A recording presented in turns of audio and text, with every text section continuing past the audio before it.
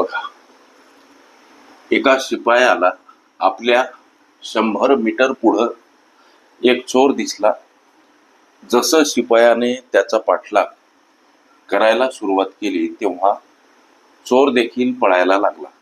जर चोराचा वेग 8 किलोमीटर प्रति तास असेल आणि शिपायाचा वेग 10 किलोमीटर प्रति तास असेल तर किती मीटर धावल्यावर चोर पकडला जाईल असा प्रश्न. अंतर, वेळ, वेग या घटकावर आधारित.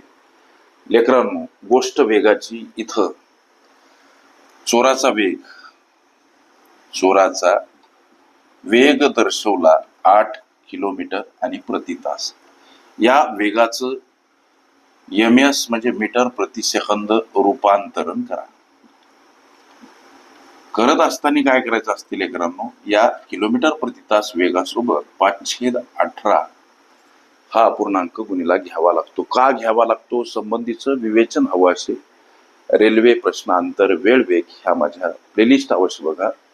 त्यामध्ये बहुतेक बऱ्याच प्रश्नामध्ये त्या संबंधी विस्तृत विवेचन केलेलं आहे. आता बघा, बेचूक 8 बे नम 18 म्हणजे 5 चूक वाटल्यास 4 गुणिला 5 छेदस्थानी 9 अर्थात 5 चूक 20 छेदस्थानी 9 हा चोराचा मीटर प्रति सेकंद वेग. याचा अर्थ 20/9 मीटर प्रति सेकंद म्हणजे काय हो सर?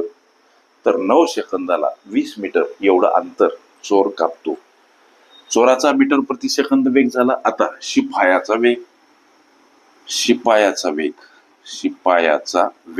काय आहे? शिपायाचा वेग 10 किलोमीटर प्रति तास. 10 किलोमीटर.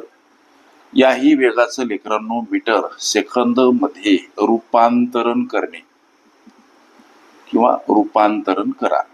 लक्ष द्या कसं करायचं सर. त्याचा हा किलोमीटर प्रति तास वेग आणि सोबत 5/18 अपूर्णांक गुणिला. आता बघा, बे पंच 10 बे नम 18 5 गुणिला 5 छेदस्थानी 9 25 छेदस्थानी 9 मीटर सेकंद. शिपाई हा एक 9 सेकंदाला 25 मीटर एवढा अंतर कापतो. आता पुढे चला, गणिताच्या उत्तरापर्यंत जायचं कसं? सूत्र तेच, अंतर बराबर वेळ आणि सोबत गुणिला वेग. या सूत्राचा वापर करून शिपाई त्या चोराला किती वेळात पकडेल याचा बोध आम्हाला घेता येतो, अंदाज आम्हाला घेता येतो. इथं अंतर ह्या सेक्शन मध्ये मांडायचं काय? तर त्या दोघांमध्ये असलेली दुही अंतर किती बघा. 100 मीटर पुढे चोर दिसल्यानंतर ही हालचाल सुरू झाली शिपायाची आणि चोराची, पळायची. 100 मीटर अंतर म्हणजे 100 मीटर पुढं शिपायाला चोर दिसला. जसा शिपायाने त्या चोराला पकडण्यासाठी पाठलाग सुरू केला तसंच चोराने सुद्धा पळायला सुरुवात केली. इथे एक गोष्ट क्लिअर होते की चोर आणि शिपाई यांच्यामध्ये असलेलं अंतर किती आहे बाबा? 100 मीटर मध्ये आहे. हे अंतर मीटर मध्ये, म्हणून हा वेग आम्ही मीटर प्रति सेकंद केला. मग हे अंतर 100 मीटर इथं मांडायचं. वेळ हा शब्द असा लेकरांनो, एकाच दिशेने चोर पोलीस धावत आहेत. एकाच दिशेने गाड्या असो, लक्ष द्या, रेल्वे असो किंवा चोर पोलीस असो, एका दिशेने जेव्हा धावतात तेव्हा त्यांच्या वेगांची काय करायची? वजाबाकी करायची असते. लक्ष द्या, म्हणजे 25/9 हा आहे शिपायाचा वेग. यामधून चोराचा हा मीटर प्रति सेकंद वेग वजा करायचा. मग आता 100 बराबर वेळ असं केल्यानं आम्हाला वेळ प्राप्त होईल. शिपाई चोराला किती वेळात पकडतो.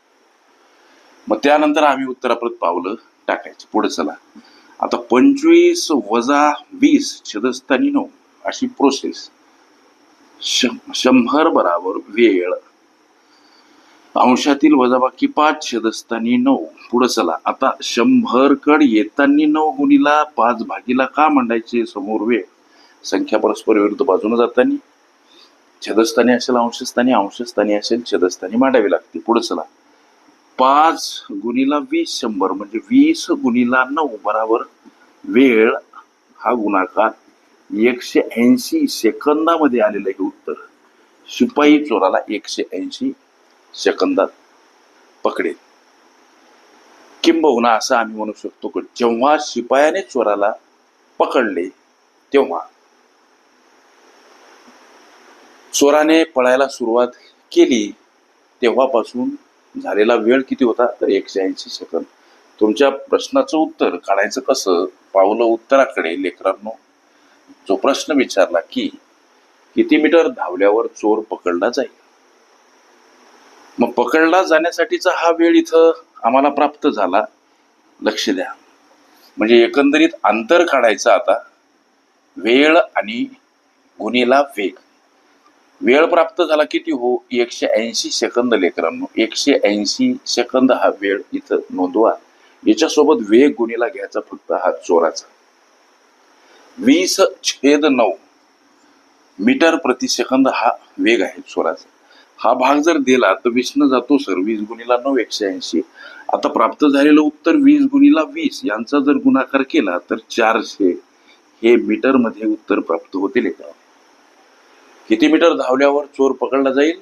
400 मीटर धावल्यावर चोर पकडला जाईल. हे तुमच्या विचारल्या प्रश्नाचं ॲक्युरेट आन्सर. ओके.